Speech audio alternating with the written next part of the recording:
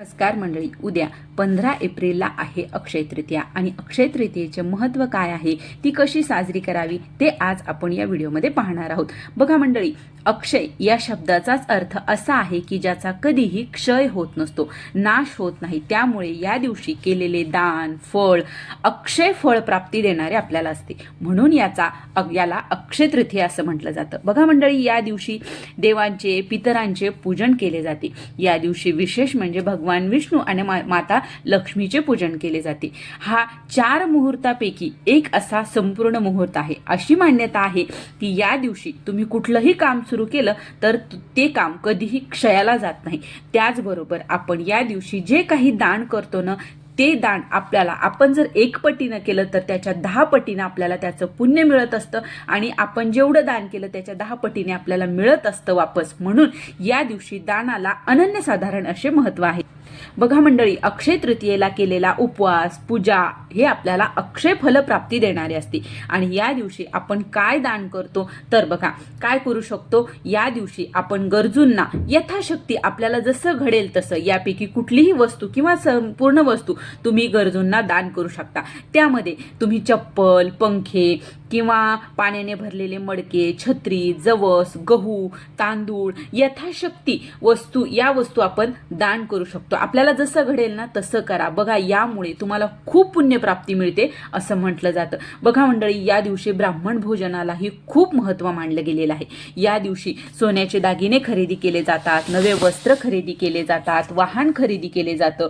यथाशक्ती आपल्याला जसं घडेल तसं या दिवशी छोटी मोठी जशी घडेल तशी नवी वस्तू, नवी काहीतरी आपल्या घरी खरेदी करून आणलं तर त्याचं आपल्या घरामध्ये त्याचा कधीही क्षय होत नसतो. घरामध्ये लक्ष्मी प्राप्ती होत असते असं म्हटलं जातं. त्याचबरोबर बघा मंडळी, या दिवशी सातूच्या दानालाही खूप महत्त्व आहे. पाण्याने भरलेली घागर वाळा घालून जर आपण ब्राह्मणाला दिली तर त्याचं खूप पुण्य, अक्षय सुखाचं पुण्य आपल्याला प्राप्त होत असतं असं म्हटलं जातं. बघा मंडळी, हा दिवस सर्वत्र खूप भक्तिभावाने आणि पारंपरिक पद्धतीने संपूर्ण भारतभर, जगभर साजरा केला जातो. या दिवशी केलेल्या पूजेमुळे माता लक्ष्मी आपल्या घरावर अखंड तिचा वास राहत असतो. ती आपल्या घरावर प्रसन्न होत असते आणि अखंड आपल्या घरामध्ये ती वास करत असते. म्हणून या दिवशी आपल्याला भगवान विष्णू आणि माता लक्ष्मीची आपल्याला पूजा करायची आहे. आता कशी पूजा करायची? बघा, ही पूजा माता लक्ष्मी आणि विष्णूंची पूजा एकत्र आपल्याला करायची आहे. जर तुमच्याकडे तुम्हाला वाटत असेल तर तुम्ही देवघरामध्ये सुद्धा करू शकता किंवा देवघराच्या बाहेर एखादा चौरंग पाट मांडून तिथे सुद्धा तुम्ही ही पूजा करू शकता. तर यासाठी जर तुम्हाला बाहेर करायची असेल तर चौरंग टाका, त्यावर वस्त्र अंथरवा, दिवा लावा, अगोदर गणपती पूजन करून घ्या, नंतर माता लक्ष्मी आणि भगवान विष्णूंचा तुमच्याकडे जर एकत्रित फोटो असेल तर फोटो ठेवा. आणि त्यानंतर जर तुमच्याकडे माता लक्ष्मीची मूर्ती असेल तर मूर्तीवर आपल्याला श्रीसूक्त म्हणत, आपल्याला 16 वेळेस श्रीसूक्त म्हणत अभिषेक करायचा आहे. 16 वेळेस नाही शक्य झालं तर 1 वेळेस सुद्धा तुम्ही म्हणू शकता. अभिषेक करायचा, नंतर मूर्तीची आपल्याला जोडविड्याच्या पानावर तिथे स्थापना करायची, त्यांची आपल्याला पंचोपचारे पूजा करायची आहे. त्यानंतर आपल्याला भगवान विष्णूंची पूजा करायची आहे. आता भगवान विष्णूंची मूर्ती आपल्या सगळ्यांच्या देवघरामध्ये बाळकृष्णाची मूर्ती असते, तर त्याच मूर्तीवर आपल्याला श्रीसूक्त, पुरुष सूक्त म्हणत अभिषेक करायचा आहे. नंतर ती मूर्ती आपल्याला त्या चौरंगावर तिची स्थापना करायची आहे आणि नंतर आपल्याला त्यांची सुद्धा आपल्याला पंचोपचारे पूजा करून घ्यायची आहे.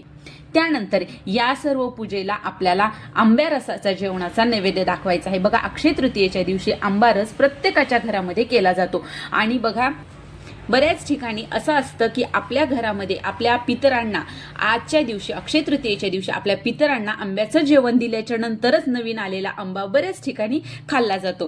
त्यानंतर बघा, याच दिवशी भगवान विष्णूंचा 6वा अवतार भगवान परशुरामाचाही या दिवशी जन्म झालेला आहे. म्हणून या दिवशी त्यांची आपल्याला जास्तीत जास्त सेवा करायची आहे. बघा, या दिवशी केलेले कार्य कधीही क्षयाला जात नाही, म्हणून जास्तीत जास्त आपल्याला सेवा करायची आहे. आता काय करायचं? आरती वगैरे झाल्याच्या नंतर, नैवेद्य दाखवल्याच्या नंतर आरती करायची. आरती झाल्याच्या नंतर तुम्ही ही सेवा करू शकता किंवा दिवसभरात तुम्हाला जेव्हा वेळ मिळेल तेव्हा तुम्ही ही सेवा. आता काय करायचं आहे तर बघा, आपल्याला विष्णू सहस्त्रनामाचं पठण करायचं आहे. त्यानंतर व्यंकटेश स्तोत्राचं पठण करायचं आहे. त्यानंतर आपल्या घरामध्ये जर तुमच्याकडे श्रीयंत्र असेल तर श्रीयंत्रावर कुंकुमार्जन करा. अगोदर श्रीयंत्राचे सुद्धा आपल्याला अभिषेक करायचा आहे श्रीसूक्त म्हणत, नंतर त्याच्यावर कुंकुमार्जन करायचं आहे.